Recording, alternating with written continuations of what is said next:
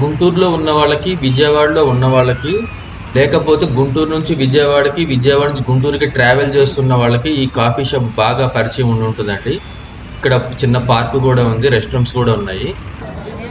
మేము ఇక్కడ నంబూరు దగ్గర ఈ కాఫీ షాప్ దగ్గర ఆగాము. సో టీ అది తీసుకున్నాము, బాగానే ఉంది, ఒకసారి ఎంజాయ్ చేయొచ్చు. కానీ పార్కింగ్ ప్లేస్ చాలా ఉంది, చాలా బాగుంది. సో పిల్లలకైతే స్నాక్స్ ఐటమ్స్ చాలా బాగున్నాయి. ఎగ్ పఫ్స్, వెజ్ పఫ్స్ అన్నీ ఉన్నాయి. కూల్ డ్రింక్స్ అన్నీ అవైలబిలిటీలో ఉన్నాయి. చాలా పెద్దగా స్పేషియస్గా బాగుంది.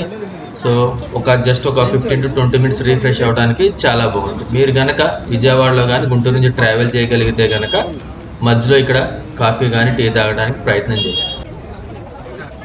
ఇక్కడంతా ఐటమ్స్ అన్నీ బాగున్నాయి. సో మేము జస్ట్ కాఫీ తీసుకున్నాము.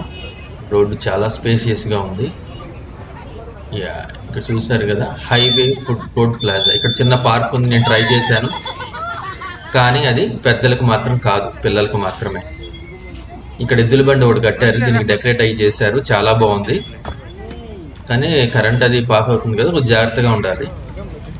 ఫైనల్గా వీడియో ఇది నచ్చిందని నేను అనుకుంటున్నాను. మేము ఒక 20 minutes అయితే ఇక్కడ ఎంజాయ్ చేసామండి. Okay then, bye.